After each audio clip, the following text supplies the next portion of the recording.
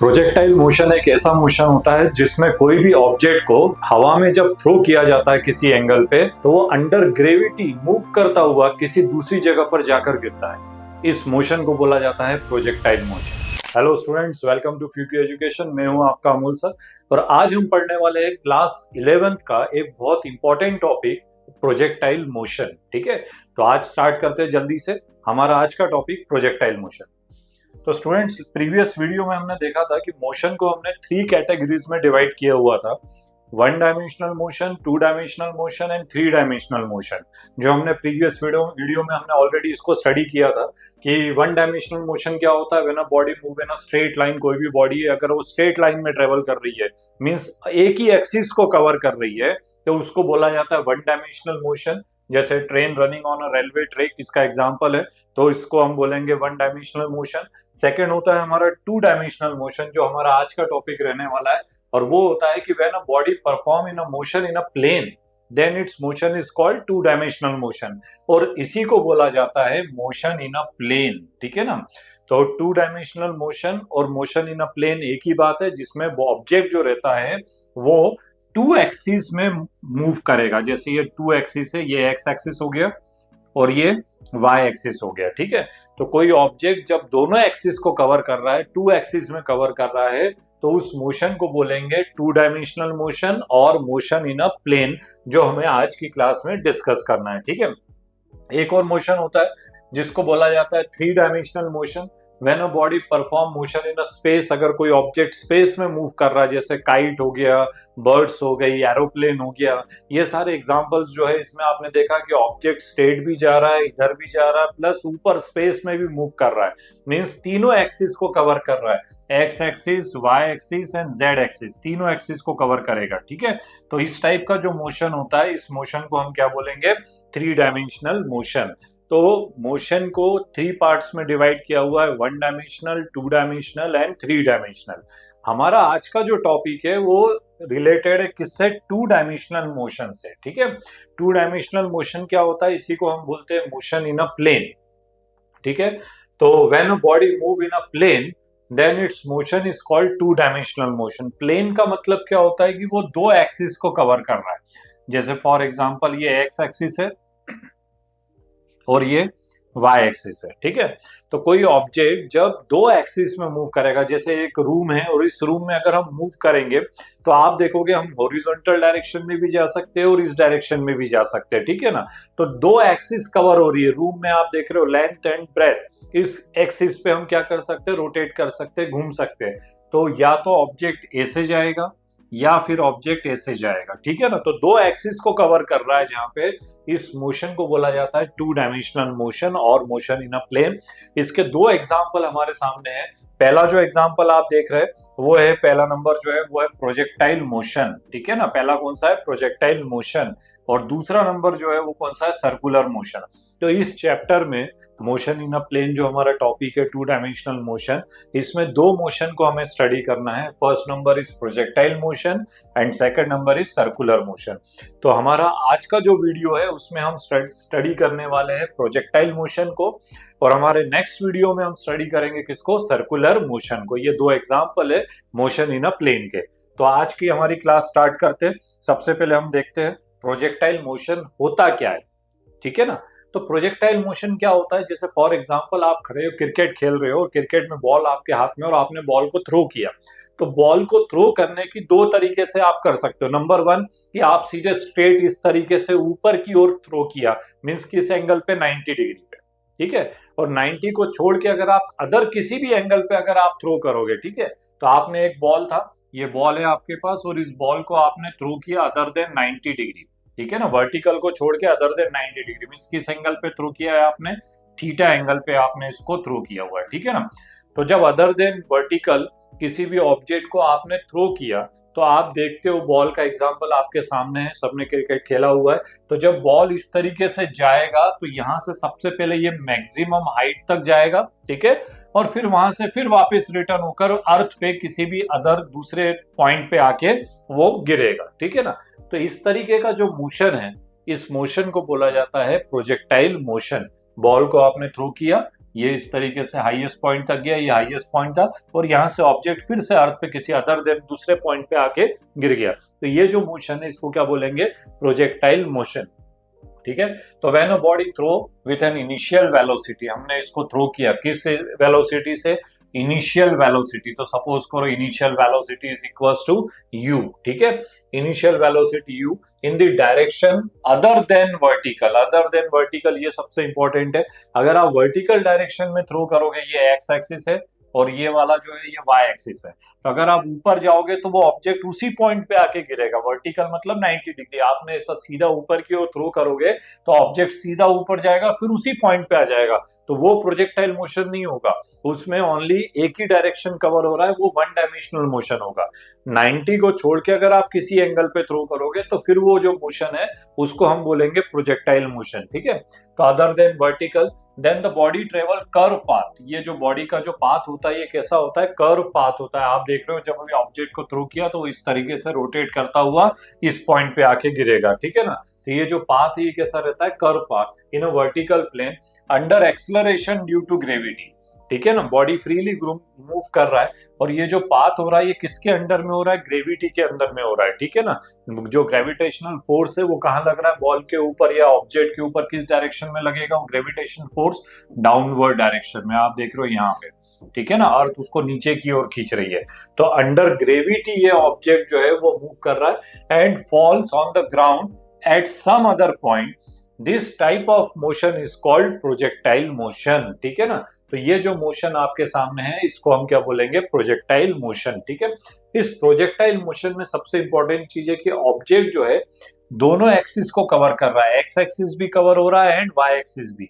Suppose करिए कि object A पे था, अब ये कहाँ चला गया, बी पे आ गया, तो ये जो डिस्टेंस इसने कवर किया है ये हॉरिजॉन्टल डिस्टेंस है, मींस कौन सा वाला, एक्स एक्सिस को कवर किया हुआ है। ठीक है ना, एंड सेकेंड, जब ऑब्जेक्ट यहाँ पे था मींस ग्राउंड पे था और अब ये इस पॉइंट पे, हाईएस्ट पॉइंट पे आ गया, इस वाले पॉइंट पे, तो ये जो डिस्टेंस कवर हो रहा है ये वाला, ये कौन सा वाला डिस्टेंस कवर कर रहा है, वो वाई एक्सिस को कवर कर रहा है। तो जो ऑब्जेक्ट मूव कर रहा है वो टू एक्सिस में मूव कर रहा है, x axis and y axis. ठीक है ना, इसका मतलब ये हुआ कि प्रोजेक्टाइल मोशन जो होता है is consider at the combination of the following two independent motion.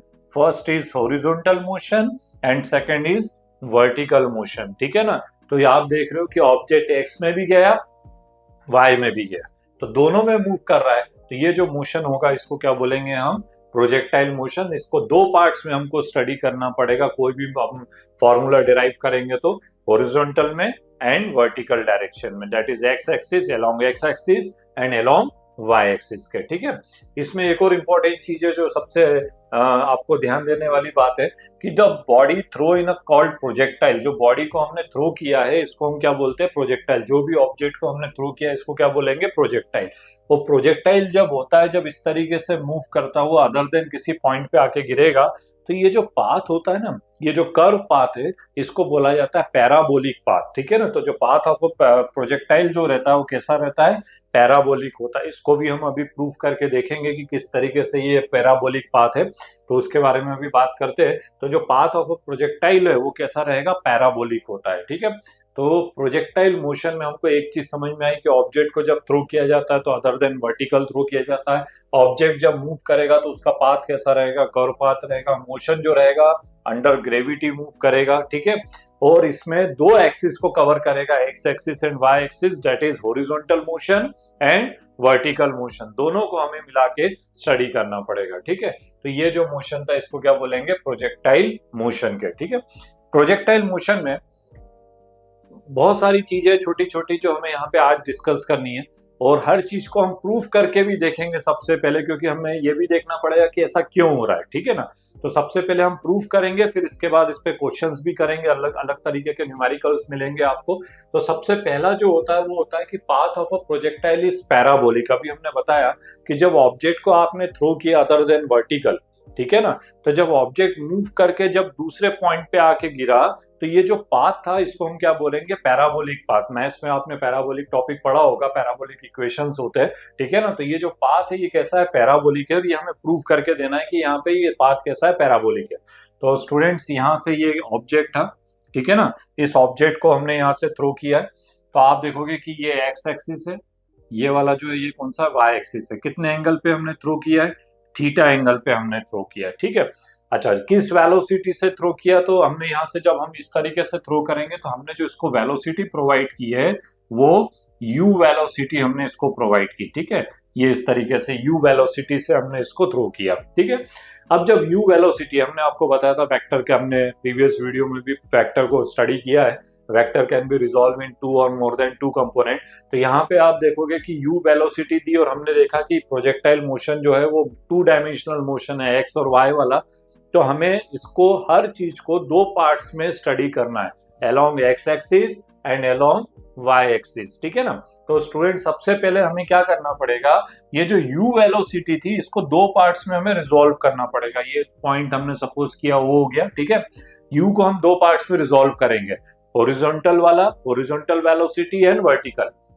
तो सबसे पहले देखते हैं कि u की बात करें तो u में हॉरिजॉन्टल वेलोसिटी को हम कैसे रिप्रेजेंट करेंगे, ux से, ठीक है।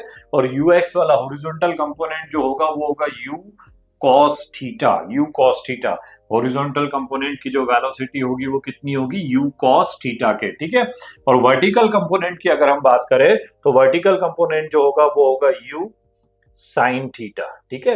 और अभी हमने प्रीवियस वीडियो में बात की थी कि एक्स एक्सिस होता है तो उसमें आई का मल्टीप्लाई होता है डायरेक्शन के लिए, ठीक है। यूनिट वेक्टर आई का मल्टीप्लाई करेंगे। अगर वाई डायरेक्शन की बात करेंगे तो यहाँ पे वाई में किसका मल्टीप्लाई होगा, जे का, ठीक है ना। तो यहाँ पे यू को हमने टू पार्ट्स में रिजॉल्व कर दिया, ठीक है। यू जो वेलोसिटी थी इसको दो पार्ट्स में रिजॉल्व किया। पहला हो गया हॉरिजॉन्टल, हॉरिजॉन्टल हो जाएगा यू कॉस थीटा, और दूसरा हो जाएगा यू साइन थीटा। वर्टिकल की बात करेंगे तो यू साइन थीटा, ठीक है। तो सबसे पहली चीज तो आपको ये समझ में आ गई होगी कि वेलोसिटी को यहाँ पे हमने कितने पार्ट्स में रिजॉल्व किया हुआ है, टू पार्ट्स में, you cos theta and you sine theta, ठीक है। अब ऑब्जेक्ट जब यहाँ से इस तरीके से गया तो ये इसका हाईएस्ट पॉइंट है, ठीक है। हाईएस्ट पॉइंट पे आपने देखा होगा स्टूडेंट कि जब ऑब्जेक्ट, किसी भी बॉल को आपने ऊपर की ओर फेंका तो जैसे जैसे बॉल ऊपर की ओर जाएगा ग्रेविटी इसके अंडर में, तो आप देखोगे ग्रेविटेशन फोर्स इस पे किस डायरेक्शन में लग रहा है, डाउनवर्ड डायरेक्शन में, ठीक है। तो अर्थ उसको नीचे खींच रही है, बॉल ऊपर जा रहा है। तो जब बॉल ऊपर जाएगा, अर्थ नीचे फोर्स लगा रही है, तो बॉल की जो वेलोसिटी है वो क्या होगी, डिक्रीज होगी, कम होती जाएगी। तो जैसे जैसे बॉल ऊपर की ओर जा रहा है, बॉल की बात मतलब हम यहाँ पे प्रोजेक्टाइल के लिए यूज कर रहे हैं, जो भी ऑब्जेक्ट हम इसको थ्रो करेंगे, तो जैसे जैसे ऑब्जेक्ट ऊपर की ओर जाएगा तो आप देखोगे कि इसकी वेलोसिटी जो है वो डिक्रीज होती जाएगी, ठीक है। और कब तक ये ऊपर की ओर मूव करेगा, जब तक उसकी वेलोसिटी जीरो नहीं हो जाती, ठीक है। तो हाईएस्ट पॉइंट पे वेलोसिटी ऑफ द ऑब्जेक्ट जो रहती है वो किसके इक्वल रहेगी, जीरो के इक्वल रहेगी, ठीक है। जैसे ही उसकी वेलोसिटी जीरो हो जाएगी फिर ऑब्जेक्ट जो है रिटर्न नीचे की ओर आना स्टार्ट करेगा अंडर ग्रेविटी। फोर्स नीचे की ओर लग रहा है, ऑब्जेक्ट भी नीचे की ओर आ रहा है, तो अब जब वो ऑब्जेक्ट नीचे आएगा तो उसकी वेलोसिटी जो है वो क्या होती जाएगी, इंक्रीज होती जाएगी। तो एक छोटा सा कंसेप्ट है जो बिल्कुल याद रखो अपने माइंड में कि जब ऑब्जेक्ट ऊपर जा रहा है, ठीक है ना, ग्रेविटी के, अर्थ के ऊपर की ओर जा रहा है अगेंस्ट ग्रेविटी, तो वेलोसिटी डिक्रीज होगी। हाईएस्ट पॉइंट पे वेलोसिटी उसकी जो होती है वो कितनी होती है, जीरो होती है। हाईएस्ट पॉइंट पे वेलोसिटी जीरो होगी। उस पॉइंट के बाद वो ऑब्जेक्ट है वापस नीचे आना स्टार्ट कर देगा, और जैसे जैसे वो नीचे आएगा उसकी वेलोसिटी जो है वो क्या होने लगेगी, इंक्रीज होने लगेगी, ठीक है ना। बिकॉज ग्रेविटेशन फोर्स भी कहाँ खींच रहा है, उसको नीचे की ओर खींच रहा है, ठीक है। हमने आपको एक्सेलरेशन बताया था। एक्सेलरेशन का मीनिंग होता है change in velocity upon time, ठीक है ना। और acceleration are of two type, first है पॉजिटिव एक्सेलरेशन और सेकंड इज नेगेटिव एक्सेलरेशन। तो स्टूडेंट यहाँ पे आप देखो कि जब ऑब्जेक्ट ऊपर की ओर जा रहा है तो वेलोसिटी क्या हो रही है, डिक्रीज हो रही है। और जब वेलोसिटी डिक्रीज होती है तो वहां पे जो एक्सेलरेशन होता है वो कैसा रहता है, नेगेटिव एक्सेलरेशन आएगा। तो यहाँ पे जो एक्सेलरेशन रहेगा वो नेगेटिव एक्सेलरेशन रहेगा। और एक्सेलरेशन क्यों आया है, बिकॉज ग्रेविटी के कारण। ग्रेविटी से जो एक्सेलरेशन होता है is called acceleration due to gravity and it is denoted by G. तो जब ऑब्जेक्ट ऊपर की ओर जा रहा है तो जो है एक्सेलरेशन है वो कैसा रहेगा, नेगेटिव रहेगा, दैट इज माइनस जी रहेगा, ठीक है। और ये हाफ पार्ट के बाद जब ऑब्जेक्ट नीचे की ओर आएगा, इस डायरेक्शन में नीचे की ओर आएगा, तो वेलोसिटी क्या हो रही है, इंक्रीज हो रही है। और जब वेलोसिटी इंक्रीज होती है तो एक्सेलरेशन कैसा रहता है, पॉजिटिव रहेगा। तो यहाँ पे जो एक्सेलरेशन रहेगा उसकी वैल्यू जो रहेगी वो कैसी रहेगी, पॉजिटिव रहेगी। ठीक है, तो ये बहुत इंपॉर्टेंट कंसेप्ट है, इसी में सबसे ज्यादा डाउट रहता है कि कहाँ माइनस जी है, कहाँ प्लस जी है। तो ऑब्जेक्ट जब ऊपर जाएगा मींस वेलोसिटी डिक्रीज हो रही है, तो एक्सेलरेशन ड्यू टू ग्रेविटी जो रहेगा वो कैसा रहेगा, नेगेटिव रहेगा। और जब ऑब्जेक्ट नीचे आएगा हाफ पार्ट में, तो सेकंड वाले पार्ट में जब नीचे आएगा तो वेलोसिटी बढ़ रही है, इंक्रीज हो रही है, तो एक्सेलरेशन जो रहेगा वो कैसा रहेगा, पॉजिटिव रहेगा। ठीक है, एक और इंपॉर्टेंट चीज, अगर हम हॉरिजॉन्टल डायरेक्शन की बात करें अलोंग एक्स एक्सिस, तो आप देख रहे हो कि हॉरिजॉन्टल डायरेक्शन में कोई फोर्स लग रहा है क्या, यहाँ पे बिल्कुल नहीं लग रहा, क्योंकि जो ग्रेविटी है, अंडर ग्रेविटी ऑब्जेक्ट मूव कर रहा है, और अंडर ग्रेविटी ग्रेविटेशन फोर्स हमेशा कहाँ लगता है, डाउनवर्ड डायरेक्शन में लगता है, नीचे की ओर लगता है। तो हॉरिजॉन्टल डायरेक्शन में जो फोर्स है उसकी वैल्यू कितनी है, 0। और जब हॉरिजॉन्टल डायरेक्शन में फोर्स 0 लग रहा है तो इस केस में जो एक्सेलरेशन होगा वो भी कितना होगा, 0 होगा। ठीक है, तो एक छोटा सा कंसेप्ट है, बिल्कुल याद रखिए। एक्सेलरेशन से रिलेटेड 3 पॉइंट्स है जो आपको अपने माइंड में रखना अगर आप प्रोजेक्टाइल मोशन पढ़ रहे हो तो, कि अगर ऑब्जेक्ट अपवर्ड डायरेक्शन में जा रहा है अगेंस्ट ग्रेविटी, तो एक्सेलरेशन ड्यू टू ग्रेविटी जो रहेगा वो नेगेटिव लेना है।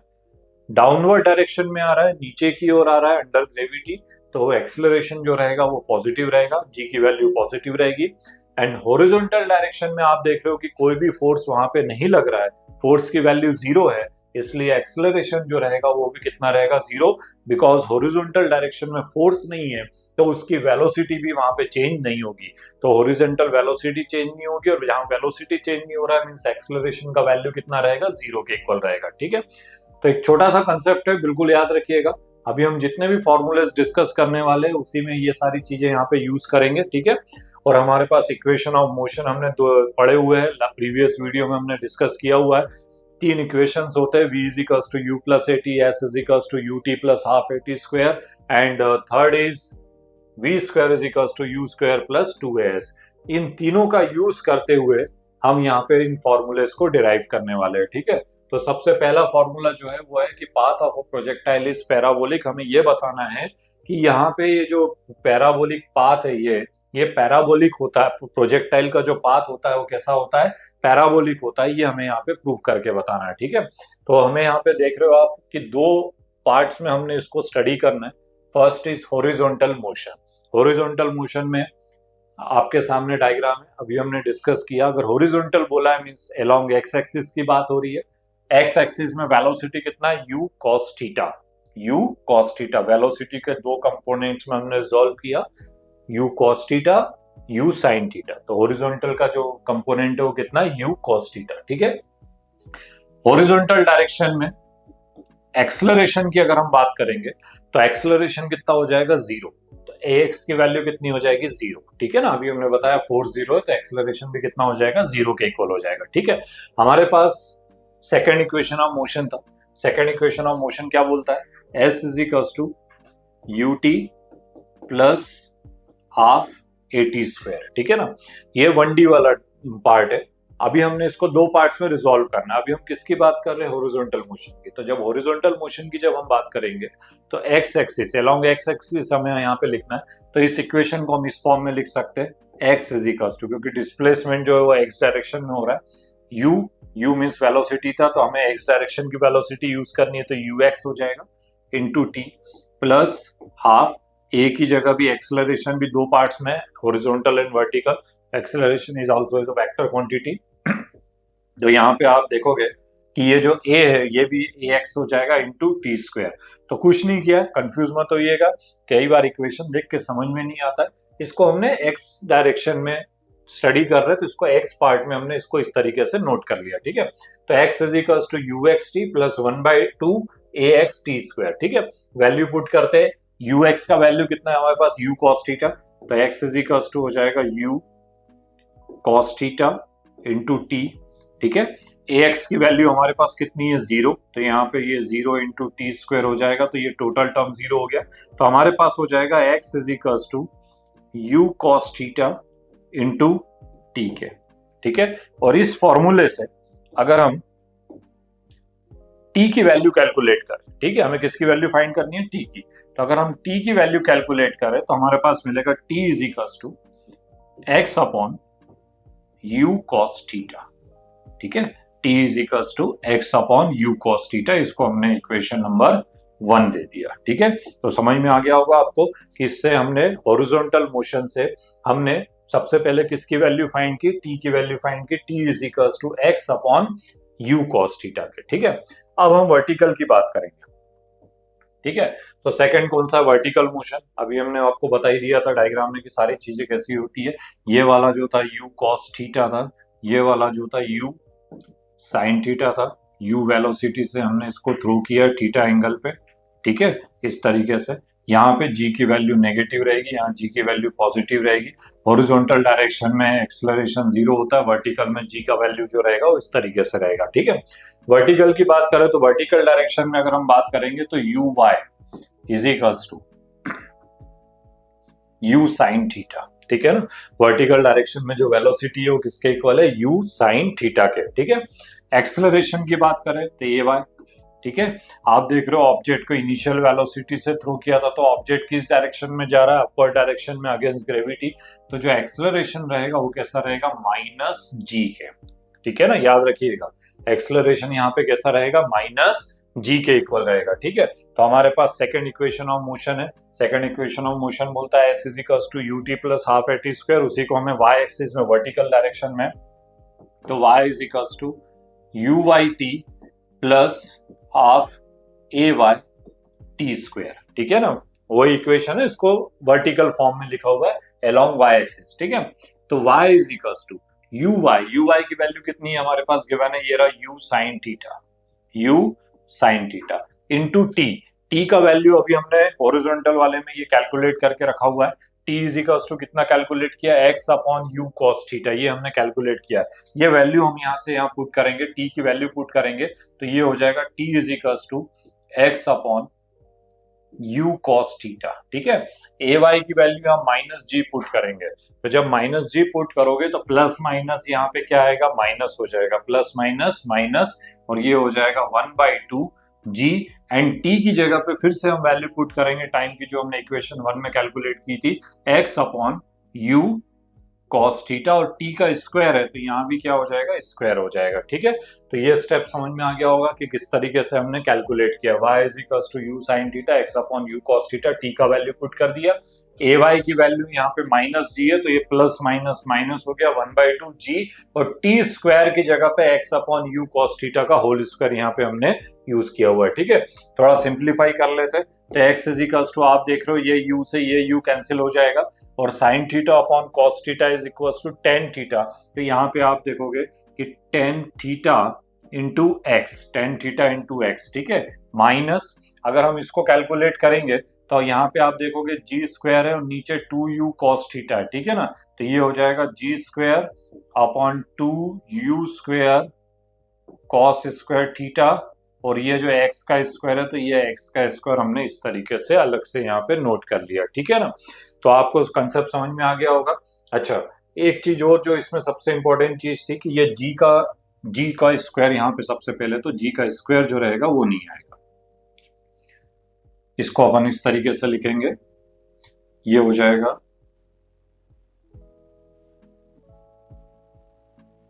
जब हम इसको स्क्वायर करेंगे तो ये हो जाएगा 1/2, ये जो g है ये g इसके साथ कायम है, मल्टीप्लाई में। ठीक है ना, तो g की वैल्यू एज इट इज रहेगी यहाँ पे, और यहाँ पे आप रखोगे तो ये यहाँ पे इसमें वैल्यू पुट किया था u है तो ये हो जाएगा u square cos square theta. ठीक है, और इंटू एक्स स्क्वायर का। ठीक है, तो इस तरीके से ये इसको अपन सिंप्लीफाई करके इसको अलग से यहाँ पे नोट कर लिया। ये 1/2 था तो ये 2 आ गया, ये g यहाँ बाहर था तो ये g की वैल्यू आ गई, और इस पूरे का होल स्क्वायर है तो ये x स्क्वायर हो गया, नीचे डिनोमिनेटर में u cos थीटा था तो ये हो जाएगा u square cos square theta के। ठीक है, तो हमारे पास कुछ जो इक्वेशन थी वो कुछ इस तरीके से फॉर्म हो गई। मैथ्स में आपने पैराबोलिक इक्वेशंस पढ़े हुए हैं, और मैथ्स में एक इक्वेशन होता है पैराबोलिक इक्वेशन की, अगर हम बात करें तो y इज इक्वल्स टू, आपने पैराबोलिक इक्वेशन देखा था, तो ये है ax minus b x square. ये एक पैराबोलिक इक्वेशन होता है, मैथ्स में आपने इसको स्टडी किया हुआ है, ठीक है। तो ये जो पैराबोलिक इक्वेशन है, इससे हम इसको कंपेयर करेंगे, ठीक है ना। ये हो गया इक्वेशन नंबर सेकंड इक्वेशन को इस पैराबोलिक इक्वेशन से कंपेयर करते हो तो y की जगह पे आपको y दिख रहा है, ठीक है। यहाँ पे देख रहे हो a की जगह पे यहाँ पे क्या दिख रहा है, टेन थीटा। इससे कंपेयर करेंगे, x की जगह पे x है तो a is equals to tan theta, negative negative है। b की जगह पे आप देखोगे b इज इक्वल्स टू यहाँ पे g upon 2u square cos square theta into x square, और यहाँ भी क्या है, एक्स स्क्वायर है, ठीक है। तो आप देख रहे हो कि ये जो इक्वेशन फॉर्म हुआ है, इक्वेशन नंबर सेकेंड, ये किसके जैसा फॉर्म है, ये पैराबोलिक इक्वेशन है, ठीक है। और पैराबोलिक अगर इक्वेशन है, that is path of a projectile जो होगा वो कैसा होगा, पैराबोलिक। दैट इज ये जो पाथ होता है जिससे ये ऑब्जेक्ट को हमने थ्रो करके ये ऑब्जेक्ट यहाँ पे आके गिरा है, तो ये जो पाथ है, ये पाथ कैसा रहेगा, पैराबोलिक रहेगा, ठीक है। तो इस तरीके से हम इसको क्या कर सकते हैं, प्रूफ कर सकते हैं कि पाथ ऑफ अ प्रोजेक्टाइल जो होता है वो कैसा होता है, पैराबोलिक होता है, ठीक है। नेक्स्ट है हमारा टाइम ऑफ फ्लाइट। अब जो सेकंड नंबर हमको कैलकुलेट करना है वो क्या करना है, टाइम ऑफ फ्लाइट, ठीक है। अब टाइम ऑफ फ्लाइट क्या होता है, तो it is the total time taken by the projectile to return the same level from where it was thrown, ठीक है ना। दैट इज जहां से हमने इसको थ्रो किया है वापिस उसी पॉइंट पर उसको नीचे आने में जो टाइम लग रहा है, टोटल टाइम जो लग रहा है, इसको हम बोलते हैं टाइम ऑफ फ्लाइट के, ठीक है। हमने ऑब्जेक्ट को कहां से थ्रो किया था, इस पॉइंट से थ्रो किया, ऑब्जेक्ट किस पॉइंट पे आ गया, यहाँ पे आ गया, तो इस वाले पॉइंट से लेके इस वाले पॉइंट तक आने में उसे जो टोटल टाइम लग रहा है, टोटल टाइम, ठीक है, इसको बोला जाता है time of flight, and it is denoted by capital T. इसको हम काय से रिप्रेजेंट करेंगे, कैपिटल टी से रिप्रेजेंट करेंगे, ठीक है। बाकी थ्योरी हमने आपको अभी एक्सप्लेन कर ही दी है कि ये एक्स एक्सिस होता है, ये वाई एक्सिस होता है। इनिशियल वेलोसिटी से हमने इसको थ्रो किया था इस तरीके से, तो इनिशियल वेलोसिटी कितना था, u था। हॉरिजॉन्टल डायरेक्शन की वेलोसिटी होती है u cos theta, vertical direction की जो वेलोसिटी होगी वो हमारी क्या होगी, u sin थीटा के। एंगल ऑफ प्रोजेक्शन की बात करें तो कितने डिग्री का होगा, थीटा डिग्री के होगा, ठीक है। तो हमें टाइम ऑफ फ्लाइट निकालना है। टाइम ऑफ फ्लाइट का मतलब आप समझ गए होंगे, इस पॉइंट से लेके यहाँ तक, सपोज करिए कि ये पॉइंट हमने ले लिया A, तो O से लेके A तक ऑब्जेक्ट को आने में जो टाइम लग रहा है, इसको हम बोलते हैं time of flight, and it is denoted by capital T के, ठीक है। अब हमने ऑब्जेक्ट को इनिशियल वेलोसिटी से थ्रो किया, तो ऑब्जेक्ट सबसे पहले कैसे जा रहा है, अपवर्ड डायरेक्शन में जा रहा है। अपवर्ड डायरेक्शन में मींस कौन सी एक्सिस को कवर कर रहा है, वो वाई एक्सिस को कवर कर रहा है। तो जब वाई एक्सिस को कवर करेगा तो हम यहाँ पे वाई एक्सिस वाले टर्म लेंगे। तो सबसे पहले वाई एक्सिस में वर्टिकल डायरेक्शन में जो वेलोसिटी है यू वाई, किसके इक्वल है, you Y is equals to you sine theta के, U Y is equals to you sine theta के। एक्सेलरेशन की अगर हम बात करें तो एक्सेलरेशन ए बाय ऑब्जेक्ट कहाँ जा रहा है, अपवर्ड डायरेक्शन में, तो अभी हमने डिस्कस किया था जब ऑब्जेक्ट है ऊपर की ओर जा रहा है तो जहां पे जो एक्सेलरेशन रहेगा वो कैसा रहेगा, नेगेटिव रहेगा। तो ए वाई इज इक्वल्स टू किसके इक्वल हो जाएगा, माइनस जी के इक्वल हो जाएगा, ठीक है। तो ए वाई की वैल्यू जो है वो माइनस जी के इक्वल हो जाएगी। और टाइम टी जो ले रहे थे हम, तो हम टोटल टाइम ले रहे हैं, इस पॉइंट से लेके इस पॉइंट तक आने में जो टाइम लग रहा है इसको टाइम ऑफ फ्लाइट। और इस टाइम ऑफ फ्लाइट को काय से रिप्रेजेंट किया जाता है, कैपिटल टी से रिप्रेजेंट कर रहे हैं। तो स्मॉल टी की जगह जो हमें यूज करना है तो क्या यूज करना है, कैपिटल टी यूज करना है, ठीक है। तो वर्टिकल डायरेक्शन में अगर हम इक्वेशन बात करें, second equation of motion s is equals to u t plus half a t square, इसको अगर हम वर्टिकल डायरेक्शन की बात करें तो y is equals to you y t plus 1/2 a y t square. Vertical direction में जो motion होता है उसकी जो इक्वेशन होगी वो इस तरीके से होगी, ठीक है। इसमें हम वैल्यू पुट करते हैं तो सबसे पहले देखते हैं वाई डायरेक्शन, वाई, ठीक है। तो ऑब्जेक्ट को हमने यहां से थ्रो किया, हाईएस्ट पॉइंट पे गया और हाईएस्ट पॉइंट से फिर वापस रिटर्न होके इस पॉइंट पे आ गया। तो ये जो टोटल डिस्टेंस जो उसने कवर किया है ओ ए, ये वाले की अगर हम बात करें, क्योंकि हमें तो इन दो पॉइंट्स के बीच का टाइम लेना है, तो ऑब्जेक्ट का इनिशियल पोजीशन ये था, फाइनल पोजीशन ये है, और ओ ए जो डायरेक्शन है ये कौन सी वाली एक्सिस में हो रही है, एक्स एक्सिस में हो रही है। वर्टिकल डायरेक्शन में अगर हम बात करें तो कोई डिस्प्लेसमेंट जीरो है, बिकॉज ओ से गया और ए पे आ गया। तो वर्टिकल में अभी इस कंडीशन में वर्टिकल डायरेक्शन का जो डिस्प्लेसमेंट होगा वो किसके इक्वल होगा, जीरो के इक्वल होगा। वर्टिकल डायरेक्शन में जो डिस्प्लेसमेंट है वो जीरो, क्यों, बिकॉज हम ओ से लेके ए तक का डिस्टेंस ले रहे हैं, ठीक है ना, टाइम जो ले रहे हैं वो ओ से ए की बात हो रही है। तो वर्टिकल डायरेक्शन में डिस्प्लेसमेंट कितना हो गया, जीरो हो गया, ठीक है। यू वाई की वैल्यू हमारे पास गिवन है, कितना है, you sine theta, you sine theta, ठीक है। स्मॉल टी की जगह हमें क्या यूज करना है, कैपिटल टी यूज करना है, ठीक है, बिकॉज टोटल टाइम जो होता है it is denoted by capital T. फिर यहाँ पे आप देखोगे ए वाई की वैल्यू हम क्या पुट करेंगे, माइनस जी पुट करेंगे, तो प्लस माइनस माइनस हो जाएगा, ये हो जाएगा 1/2 और ये हो जाएगा जी टी स्क्वायर, ठीक है।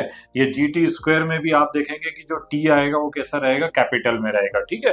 कैपिटल टी इसलिए क्योंकि हम टोटल टाइम की बात कर रहे हैं, ओ से लेके ए तक का जो टाइम ले रहे हैं it is denoted by capital T, ठीक है। ये हाफ जी टी स्क्वायर को इधर ट्रांसफर करते हैं, ठीक है, तो ये नेगेटिव था, इधर जाके प्लस में हो जाएगा, तो ये हो जाएगा 1/2 g t square is equals to you sine theta into T के, ठीक है। हमें कैलकुलेट क्या करना है, टाइम ऑफ फ्लाइट निकालना है, कैपिटल टी की वैल्यू फाइंड करनी है। एक काम करते हैं, इस टी को इधर ट्रांसफर करते हैं, तो ये टी जो था मल्टीप्लाई में था, इधर आएगा डिवाइड में होगा, तो स्क्वायर से ये टी जो है वो कैंसिल आउट हो जाएगा, ठीक है।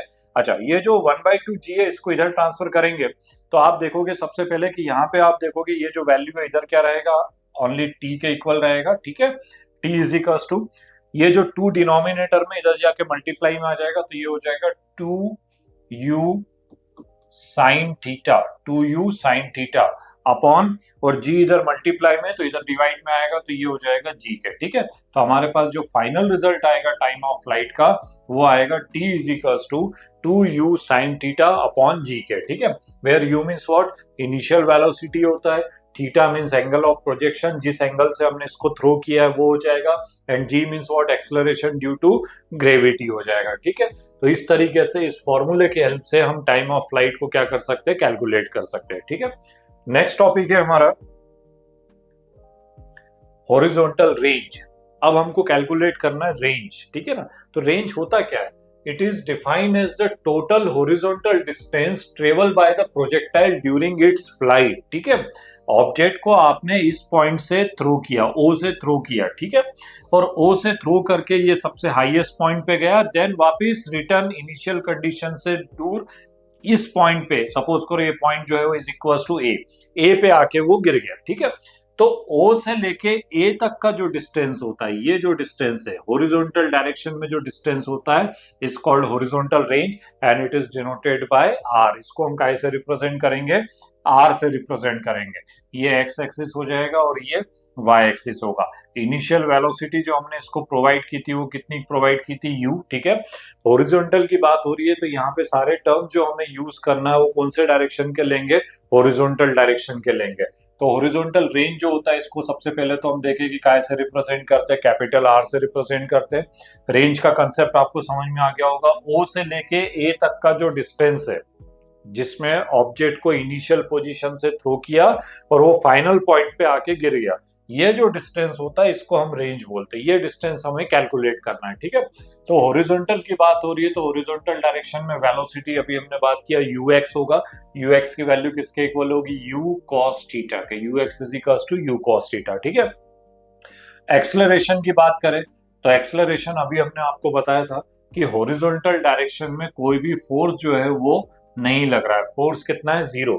और जब फोर्स 0 होगा तो वहां वेलोसिटी चेंज नहीं होगी, दैट इज एक्सेलरेशन भी जो रहेगा हॉरिजॉन्टल डायरेक्शन का वो कैसा रहेगा, 0। दैट इज ax की वैल्यू जो होगी यहाँ पे किसके इक्वल होगी, 0 के इक्वल होगी, ठीक है। और थर्ड नंबर जो याद रखना है आपको कि हम कहां से कहां तक का कैलकुलेशन कर रहे हैं, O से लेके A तक का। तो O से A तक आने में जो टोटल टाइम लग रहा है it is denoted by capital T, इसको टाइम ऑफ फ्लाइट बोला जाता है और इसको कैपिटल टी से रिप्रेजेंट करते हैं जो अभी हमने फॉर्मूला कैलकुलेट किया था। तो स्मॉल टी की जगह यहाँ पे क्या आ जाएगा, कैपिटल टी आ जाएगा। किस डायरेक्शन की बात हो रही है, एक्स एक्सिस की, तो by second equation of motion s is equals to ut plus half at square का यूज करेंगे और हॉरिजॉन्टल डायरेक्शन में लिखना है तो x इज इक्वल्स टू ये हो जाएगा uxt plus half ax T square का, ठीक है। हाँ, x की जगह पे x मींस डिस्टेंस है, रेंज की बात हो रही है, it is denoted by capital R। ux की जगह पे यहाँ पे क्या आएगा, u cos थीटा, ठीक है। स्मॉल t की जगह कैपिटल T हो जाएगा। और यहाँ ध्यान देने वाली बात है सबसे इंपॉर्टेंट कि ax का वैल्यू यहाँ पे कितना है, 0। हॉरिजॉन्टल डायरेक्शन में जो एक्सेलरेशन होता है उसकी वैल्यू कितनी होती है, 0 के इक्वल होगी, ठीक है। तो ये टोटल टर्म जो है वो 0 हो जाएगा, ठीक है। तो ये पूरा 0 हो गया, तो हमारे पास क्या रहेगा, r is equals to u cos theta into T के, ठीक है। Where capital T means time of flight. Time of flight का फॉर्मूला जो था वो अभी हमने कैलकुलेट किया हुआ है। t इज इक्वल्स टू कितना कैलकुलेट किया, 2u sin theta upon g के, ठीक है। तो ये वैल्यू जो है वो हम यहाँ पे पुट करेंगे इस t की जगह पे। तो r is equals to u cos theta और t की जगह पे हम वैल्यू पुट करेंगे 2u sin theta upon g, 2u sin theta upon g के, ठीक है। इसको जब हम मल्टीप्लाई करके लिखे तो r इज इक्वल टू हमारे पास आ जाएगा 2, ये u और ये u मिलके u स्क्वायर हो जाएगा, ये हो जाएगा sin theta into cos theta upon g के, ठीक है। तो रेंज के लिए जो फॉर्मूला आया हमारे पास 2u square sin theta into cos theta upon g के, ठीक है। स्टूडेंट्स एक फॉर्मूला आपने पढ़ा है sin 2 थीटा का, ठीक है। sin 2 थीटा और sin 2 थीटा का फॉर्मूला होता है 2 sin theta into cos theta, ठीक है। तो ये sin थीटा का फॉर्मूला है 2 sin theta into cos theta. तो आप देखो इसको थोड़ा और सिंप्लीफाई करें तो आप देख रहे हो यहाँ पे ये 2 है हमारे पास, ये sin थीटा है और ये cos थीटा है। तो 2 sin थीटा cos थीटा मिलके हम उसको किस फॉर्म में लिख सकते हैं, sin 2 थीटा के फॉर्म में लिख सकते हैं। तो हमारे पास रेंज का जो फॉर्मूला आएगा, range r is equal to, ठीक है, ये रहेगा u स्क्वायर हो जाएगा, ये u स्क्वायर और 2 sin थीटा cos थीटा की जगह वहां पे क्या लिख सकते हैं हम, sin 2 थीटा लिख सकते हैं, sin 2 थीटा अपॉन डिनोमिनेटर में क्या आ रहा है, g के इक्वल आ रहा है। ये 2 याद रखिएगा कि थीटा के साथ ये मल्टीप्लाई में है, स्क्वायर में नहीं है, ठीक है।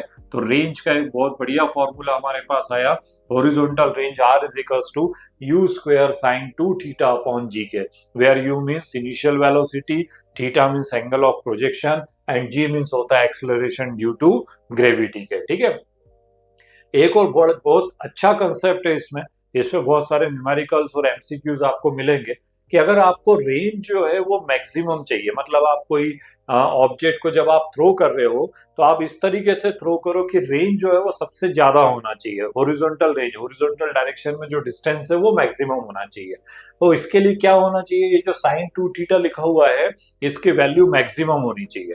अगर sin 2 थीटा की वैल्यू मैक्सिमम हो जाएगी तो रेंज भी कैसा होगा, मैक्सिमम होगा। तो आपको मालूम है कि हमारे पास sin 90 का जो वैल्यू होता है वो 1 होता है और ये सबसे मैक्सिमम होता है, ठीक है। sin 90 इज इक्वल्स टू 1 और 1 सबसे मैक्सिमम वैल्यू है। तो अगर हम यहाँ पे 90 करें तो थीटा की वैल्यू अगर 90 रखेंगे तो 90 नहीं रखना है, बिकॉज यहाँ पे आप देख रहे हो 2 मल्टीप्लाई में, तो 90 का 2 में मल्टीप्लाई करोगे तो वो तो 180 हो जाएगा। तो हमें 180 नहीं चाहिए, हमें क्या चाहिए, 90 चाहिए। तो यहाँ 90 बनाने के लिए थीटा की जगह पे if theta is equals to 45 degree अगर हम यहाँ पे पुट करें, कितना पुट करेंगे, 45 डिग्री, ठीक है। Theta is equals to 45 degree अगर हम यहाँ पे पुट करें तो यहाँ पे जब 45 डिग्री रखेंगे तो 2 इंटू 45 90 हो जाएगा। sin 90 की वैल्यू 1 होगी, 1 सबसे मैक्सिमम वैल्यू होती है। तो इस केस में r की वैल्यू जो है वो सबसे मैक्सिमम होगी, r maximum is equals to हमें मिलेगा u स्क्वायर अपॉन g के, ठीक है। तो जब भी आपको रेंज मैक्सिमम चाहिए रहेगी उस केस में एंगल ऑफ प्रोजेक्शन जो है, ये जो थीटा है इसकी वैल्यू कितने डिग्री होनी चाहिए, 45। अगर आप किसी भी ऑब्जेक्ट को 45 डिग्री के एंगल से थ्रो करोगे तो वो रेंज जो रहेगी उसकी कैसी रहेगी, मैक्सिमम रेंज रहेगी। और उसके लिए फॉर्मूला होगा r maximum is equals to u square upon g के, ठीक है। तो बहुत अच्छा फॉर्मूला है रेंज का, इसमें बहुत सारे क्वेश्चंस मिलेंगे, अभी अपन करेंगे। r is equals to u square sin 2 theta upon g के, ठीक है। नेक्स्ट है हमारा जो हमें कैलकुलेट करना है और वो है मैक्सिमम हाइट, ठीक है। मैक्सिमम हाइट का मतलब क्या है कि जैसे हमने इस ऑब्जेक्ट को यहां से थ्रो किया, ओ से हमने थ्रो किया, तो ओ से जैसे जैसे u वेलोसिटी से हमने इसको थ्रो किया तो ये u वेलोसिटी से अपवर्ड डायरेक्शन में जाएगा। ऑब्जेक्ट जब ऊपर जा रहा है अंडर ग्रेविटी, ठीक है, फोर्स किस डायरेक्शन में लग रहा है, डाउनवर्ड डायरेक्शन में, ऑब्जेक्ट ऊपर जा रहा है, अगेंस्ट ग्रेविटी जा रहा है, तो उसकी वेलोसिटी धीरे धीरे क्या होती जाएगी, डिक्रीज होती जाएगी, कम होती जाएगी। और एक पॉइंट ऐसा आएगा जिस पॉइंट पे उसकी वेलोसिटी जो है वो जीरो हो जाएगा। वेलोसिटी कितना हो जाएगा, जीरो। और वो पॉइंट जो रहेगा वो उसका सबसे हाईएस्ट पॉइंट रहेगा जहां वेलोसिटी उसकी जीरो हो गई। देन उस पॉइंट के बाद फिर ऑब्जेक्ट वापस रिटर्न नीचे की ओर आना स्टार्ट कर देगा। ठीक है, तो ये जो डिस्टेंस होता है मैक्सिमम वाला, ये वाला जो डिस्टेंस होता है is called maximum height and it is denoted by capital H से। ठीक है, इसको एच से रिप्रेजेंट किया जाता है। ठीक है, तो the maximum vertical distance attained by the projectile before it return to the ground is called its maximum height and it is denoted by capital H. ठीक है, तो ऑब्जेक्ट गया, हाईएस्ट पॉइंट पे गया और वहां से फिर वो नीचे आना स्टार्ट किया। तो वो जो पॉइंट, जो हाईएस्ट वाला पॉइंट है जहां उसकी वेलोसिटी जीरो हो गई, उस पॉइंट तक का जो डिस्टेंस होता है इसको बोला जाता है हॉरिजॉन्टल वर्टिकल डिस्टेंस और मैक्सिमम हाइट के। ठीक है, अब हाइट को हमें कैलकुलेट करना है, वर्टिकल डायरेक्शन में ले रहे हैं तो सारे टर्म्स जो यूज करेंगे वर्टिकल वाले यूज करेंगे। तो u Y is equals to, आपको मालूम है यू वाई का वैल्यू कितना होता है, यू साइन थीटा के। ठीक है, you Y is equals to you sine theta. Vertical direction की बात करें तो हाईएस्ट पॉइंट पे जो उसकी वेलोसिटी है वो कितनी है, जीरो है, तो वी वाई का वैल्यू जीरो हो जाएगा। यू वाई की वैल्यू यू साइन थीटा है, बट वर्टिकल डायरेक्शन में वेलोसिटी जो है हाईएस्ट पॉइंट वो कितनी हो जाएगी, जीरो के इक्वल हो जाएगी। ठीक है, एक्सेलरेशन की बात करें तो अगेंस्ट ग्रेविटी ऑब्जेक्ट ऊपर जा रहा है, इनिशियल की बात करेंगे तो एक्सेलरेशन यहाँ पे कैसा रहेगा, माइनस जी के। ये कंसेप्ट आपको समझ में आ गया होगा। ठीक है, और जो डिस्टेंस कवर कर रहा है वो इक्वल हो जाएगा किसके, एच से, क्योंकि जो हाइट होती है उसको हम कैसे रिप्रेजेंट करेंगे, एच से रिप्रेजेंट कर रहे हैं। ठीक है, तो यहाँ पे हम इस सारे टर्म्स को यूज करते हुए इसको कैलकुलेट करेंगे। यहाँ पे हम यूज करेंगे first equation of motion. First equation of motion होता है v is equals to u plus a t, v is equals to u plus a t के।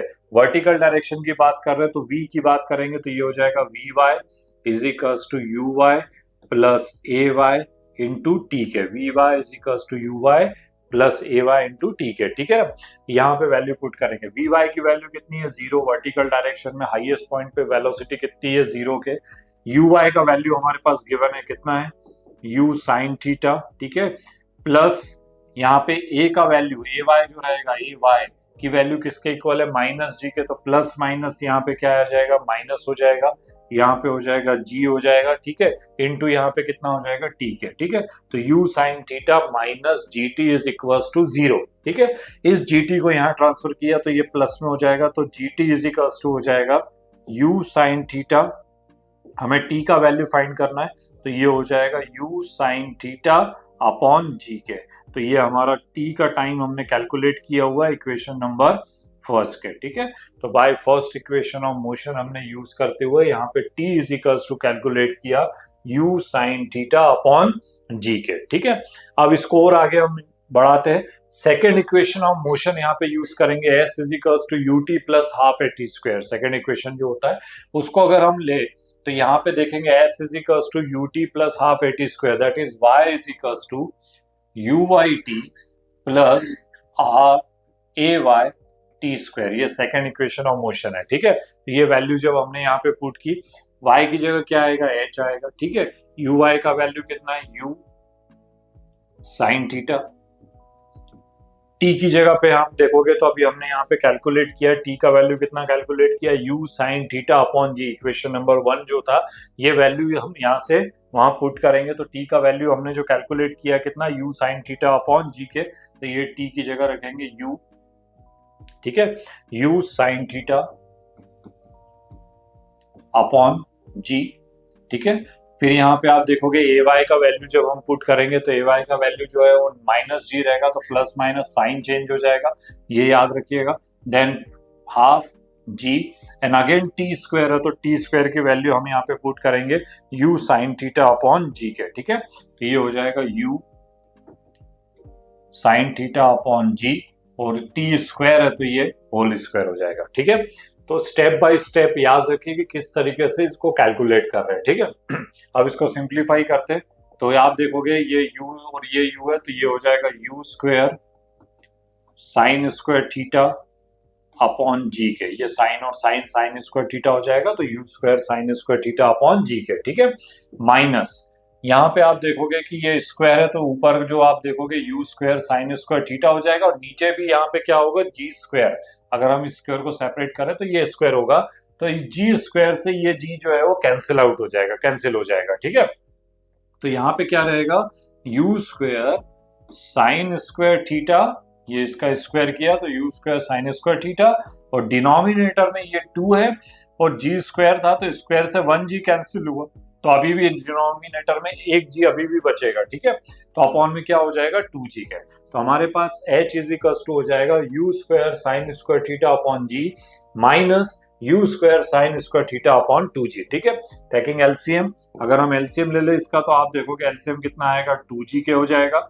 ये जी है, जी से ये 2 टाइम्स जाएगा तो यहाँ पे हो जाएगा 2 you square sine square theta minus 2 जी, 1 2 जी होता है, एलसीएम लेने में आपको कोई प्रॉब्लम नहीं होगी। तो ये हो जाएगा you square sine square theta के, ठीक है। 2 you square sine square theta minus you square sine square theta, ठीक है ना। 2 you square sine square theta में से 1 you square sine square theta को अगर हम माइनस करें तो हमारे पास h इज इक्वल टू रहेगा you square sine square theta upon 2 जी के, ठीक है।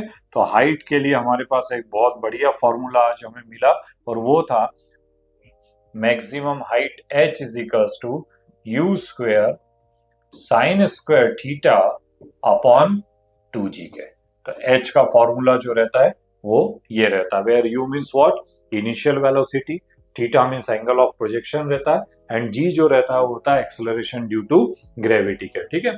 इसमें भी अगर हमें हाइट को मैक्सिमम रखना है, मैक्सिमम मतलब सबसे हाईएस्ट पॉइंट तक जाए, तो हाईएस्ट पॉइंट पे जाने के लिए h की वैल्यू को अगर हमें मैक्सिमम करना है तो उस केस में ये जो थीटा है, साइन थीटा की वैल्यू कैसी होनी चाहिए, मैक्सिमम होनी चाहिए, ठीक है।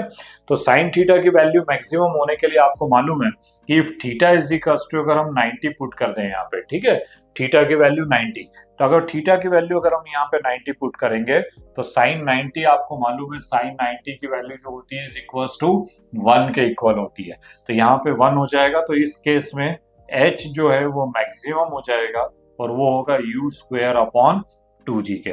तो मैक्सिमम हाइट के लिए याद रखिए एमसीक्यू में भी आपको इसको यूज करना पड़ेगा, और न्यूमेरिकल्स में भी इसमें बहुत सारे क्वेश्चंस आपको मिलेंगे। तो अगर हाइट अगर आपको मैक्सिमम करना है तो थीटा की वैल्यू क्या होनी चाहिए, 90 डिग्री होनी चाहिए। और आपको मालूम ही है, प्रैक्टिकली भी आपने देखा होगा, जब आप बॉल वगैरह से थ्रो करते हो तो जब यहाँ से थीटा ये जो है अदर देन वर्टिकल डायरेक्शन में जाओगे तो ये जो डिस्टेंस है, ये हाइट की जो रहता है, ये जो डिस्टेंस होता है ये मिनिमम रहता है। बट अगर आप इसको ऐसे थ्रो करोगे तो हाइट जो रहेगा वो सबसे मैक्सिमम रहेगा, जिस केस में थीटा की वैल्यू कितना हो जाएगा, 90 हो जाएगा, ठीक है। तो h maximum is equal to हो जाएगा यू स्क्वायर अपॉन 2 जी के, ठीक है। तो हमने आज के क्लास में 3 फॉर्मूले कैलकुलेट किए। फर्स्ट नंबर हमने क्या कैलकुलेट किया, टाइम ऑफ फ्लाइट निकाला। सेकंड नंबर हमने क्या कैलकुलेट किया, रेंज की वैल्यू कैलकुलेट की। एंड थर्ड नंबर जो हमने कैलकुलेट किया वो कैलकुलेट किया हाइट के लिए, ठीक है। और जो पाथ होता है, पाथ ऑफ अ प्रोजेक्टाइल, वो कैसा होता है, पैराबोलिक होता है, इसको भी हमने प्रूव किया, ठीक है। तो बहुत बढ़िया टॉपिक है, बहुत अच्छे इस पे क्वेश्चंस, न्यूमेरिकल, एमसीक्यू आपको मिलेंगे। कुछ क्वेश्चंस देखते हैं जिससे आपको थोड़ा सा आइडिया लग जाएगा कि किस तरीके से क्वेश्चंस इसमें आ सकते हैं, ठीक है। जैसे फॉर एग्जांपल, एग्जांपल नंबर 1 जो है हमारे पास, a cricket ball is throw at a speed of 28 meter per second in the direction 30 degree above the horizontal, ठीक है। एक बॉल है, उस बॉल को थ्रो किया हुआ है, किस स्पीड से थ्रो किया हुआ है, 28 मीटर पर सेकंड की स्पीड से हमने थ्रो किया हुआ है। 28 meter per second, that is you की वैल्यू हमारे पास गिवन है 28 मीटर पर सेकेंड, ठीक है। और इन the direction 30 degree above the horizontal, मतलब थीटा जो हमारे पास गिवन है, थीटा की वैल्यू कितने डिग्री गिवन है, 30 डिग्री गिवन है। तो थीटा इज इक्वल टू कितना हो गया, 30 डिग्री का, ठीक है। देन कैलकुलेट, हमें 3 चीजें यहाँ पे कैलकुलेट करनी है। फर्स्ट नंबर हमें निकालना है मैक्सिमम हाइट निकालना है। सेकंड नंबर हमें कैलकुलेट करना है time taken by the ball to return the same level, that is time of flight हमें निकालना है। And third number the distance from the thrower to the point where the ball return to the same level, मतलब जहां से throw किया उसी level तक वापस आने में उसने जो डिस्टेंस कवर किया, दैट इज हॉरिजॉन्टल रेंज की वैल्यू हमें यहाँ पे कैलकुलेट करनी है।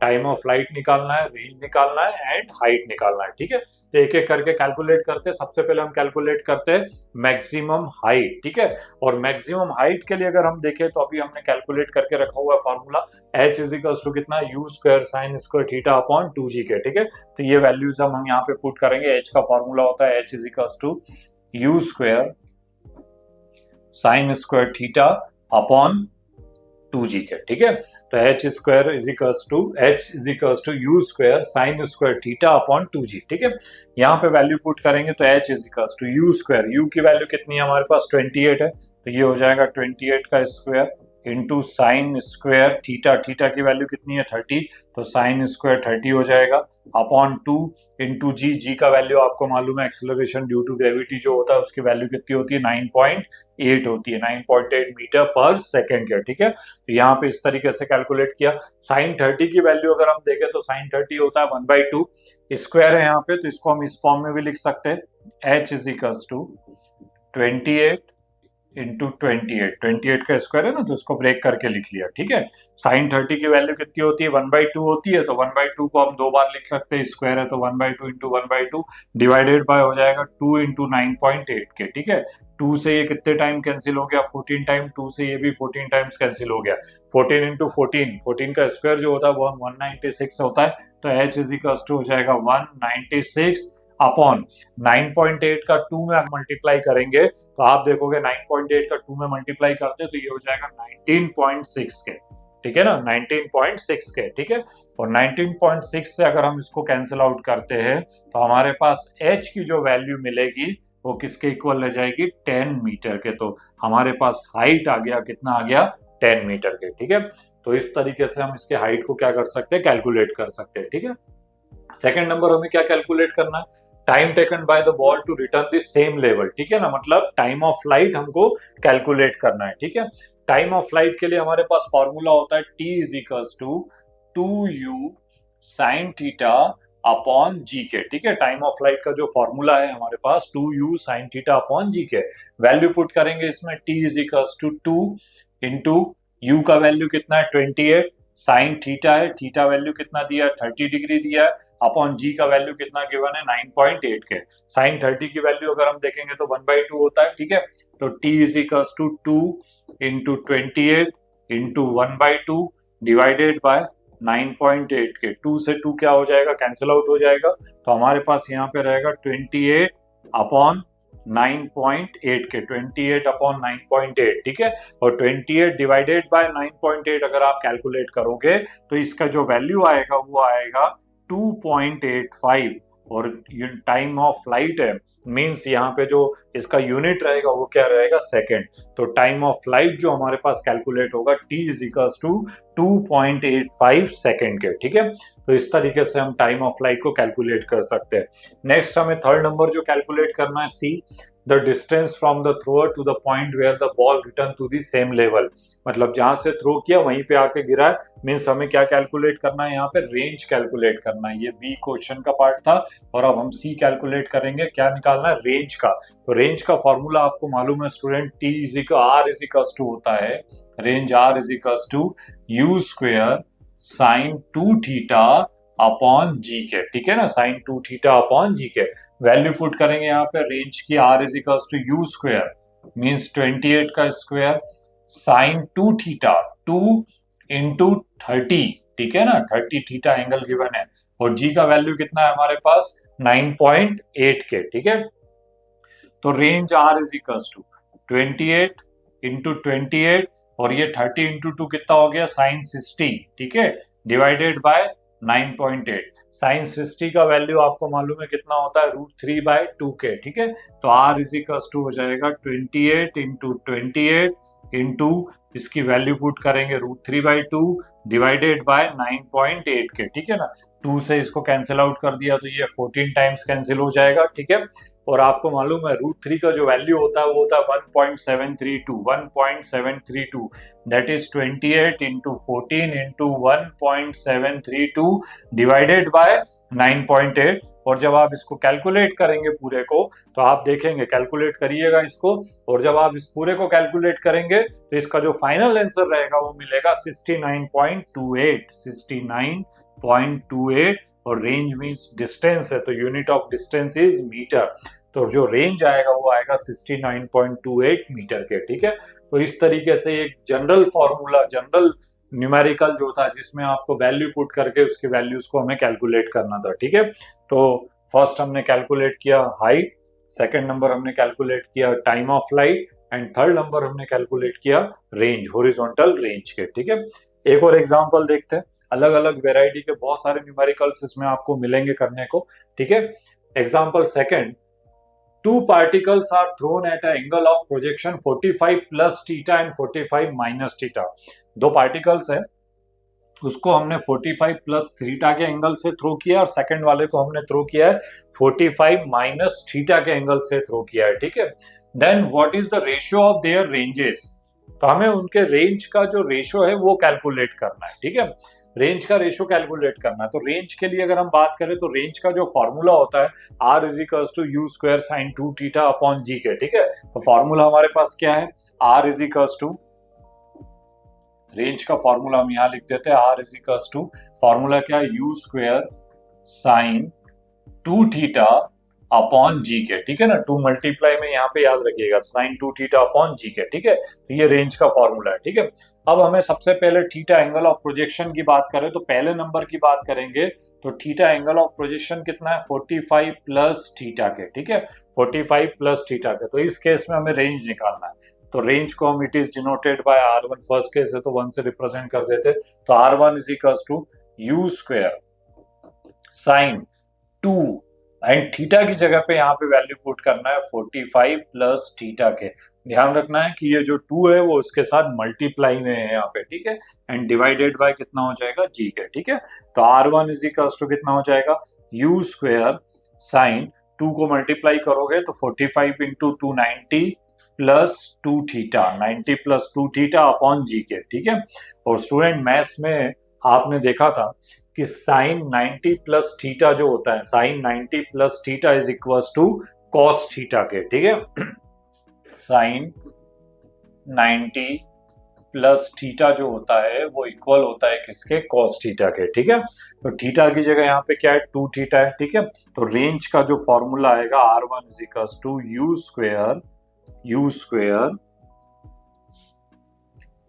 You square cos 2 theta upon जी के, ये r1 का वैल्यू आया हमारे पास। ठीक है, r1 is equal to you square cos 2 theta upon जी के, sine 90 plus theta is equal to cos theta के। ठीक है, अब सेकंड केस की बात करें, सेकंड केस में एंगल ऑफ प्रोजेक्शन की बात करें तो कितना है, 45 माइनस थीटा के, 45 माइनस थीटा के एंगल से इसको थ्रो किया, तो इस केस में रेंज r2 की वैल्यू अगर हम कैलकुलेट करें तो r2 is equal to you square sine 2, 45 plus theta था तो यहाँ पे क्या होगा, 45 माइनस थीटा अपॉन जी के। ठीक है, 2 का मल्टीप्लाई करेंगे, यू स्क्वायर साइन 2 का मल्टीप्लाई किया तो 45 इंटू 2 कितना हो जाएगा, 90 माइनस 2 थीटा अपॉन जी के। ठीक है, और 90 माइनस 2 थीटा ये भी आपको मालूम है, sine 90 minus 2 theta is equal to cos theta के। ठीक है, तो ये r2 का वैल्यू अगर हम कैलकुलेट करें तो U square cos 2 theta upon जी के, ये r2 का वैल्यू आ गया हमारे पास, U square cos 2 theta upon जी के। ठीक है, हमें दोनों का रेशियो फाइंड करना है, दैट इज हमें किसकी वैल्यू फाइंड करनी है, r1 अपॉन r2 की। ठीक है, तो आपके सामने दोनों फॉर्मूले लिखे हुए, r1 का वैल्यू कितना है, you square cos 2 theta upon G, r2 का वैल्यू कितना है, you square cos 2 theta upon G, तो r1 अपॉन r2 अगर हम रखेंगे तो ये दोनों वैल्यूज कैंसिल हो जाएगी, दैट इज 1 अपॉन 1 के, that is r1 is to r2 जो है is equal to 1 is to 1 के, तो जो उसका रेंज है उसका जो रेशियो आएगा वो किसके इक्वल रहेगा, 1 इज टू 1 के इक्वल आएगा। ठीक है, बहुत बढ़िया क्वेश्चन है, इस तरीके के भी क्वेश्चंस आपको मिल सकते हैं। ठीक है, एक और एग्जांपल देखते हैं जिससे और आपको आइडिया लगेगा कि किस तरीके के क्वेश्चंस इसमें पूछे जाते हैं। Example number 3, what is the ratio of maximum range obtain by the projectile to its maximum height, ठीक है। What is the ratio of maximum range, हमें रेशियो फाइंड करना है, किस किस का, रेंज का रेशियो फाइंड करना है, ठीक है। Obtain by the projectile to its maximum height, मतलब आर अपॉन एच का जो रेशियो है वो हमें फाइंड करना है, ठीक है। R upon h, maximum range और हाइट का रेशियो जो है वो हमको क्या करना है, फाइंड करना है। आर मैक्सिमम अपॉन एच का रेशियो जो है वो फाइंड करना है, ठीक है। तो आर मैक्सिमम का रेशियो फाइंड करना है, तो आपको मालूम है कि मैक्सिमम के लिए अगर रेंज मैक्सिमम चाहिए, रेंज कैसा चाहिए, मैक्सिमम, तो स्टूडेंट्स अभी हमने कैलकुलेट किया था कि थीटा की वैल्यू कितने डिग्री होनी चाहिए, 45 डिग्री। रेंज अगर हमें मैक्सिमम चाहिए तो थीटा इज इक्वल टू कितना चाहिए, 45 डिग्री। तो थीटा कितना हो गया, 45। रेंज का फॉर्मूला अगर हम देखें तो रेंज का फॉर्मूला क्या होता है, you square sine 2 theta upon जी के, U square sine 2 theta upon जी के। यहाँ थीटा की वैल्यू 45 रखेंगे तो 45 इंटू 2 कितना हो जाएगा, 90। साइन 90 कितना होगा, 1 के इक्वल हो जाएगा। तो इस केस में आर मैक्सिमम का जो वैल्यू आएगा वो आएगा यू स्क्वायर अपॉन जी के। तो ये आर मैक्सिमम की वैल्यू आ गई यू स्क्वायर अपॉन जी के, ठीक है। पहला कंसेप्ट समझ में आ गया आपको, ठीक है। अब सेकंड नंबर, हाइट की बात करें तो हाइट के लिए अगर हम बात करेंगे तो हाइट का फॉर्मूला क्या होता है, you square sine square theta upon 2g। Height होती है you square sine square theta upon 2g के, ये फॉर्मूला होता है, ठीक है। थीटा एंगल ऑफ प्रोजेक्शन हमारा कितना है, 45। भाई ऑब्जेक्ट एक है तो एक ही बार थ्रो करेंगे, तो एक बार थ्रो करेंगे तो एंगल ऑफ प्रोजेक्शन तो चेंज होने वाला नहीं है। तो रेंज के लिए अगर 45 था तो हाइट में भी हमें एंगल ऑफ प्रोजेक्शन जो है वो 45 ही यूज करना पड़ेगा। तो इस केस में h is equals to you square sine square 45 upon 2g के, ठीक है ना। 45 ही रखना पड़ेगा, ठीक है। साइन 45 की अगर हम बात करें तो साइन 45 कितना होता है, 1 अपॉन रूट 2। तो यहाँ पे वैल्यू पुट करेंगे तो ये हो जाएगा यू स्क्वायर 1 अपॉन रूट 2 का होल स्क्वायर अपॉन 2g के, ठीक है। कंसेप्ट समझ में आ रहा होगा।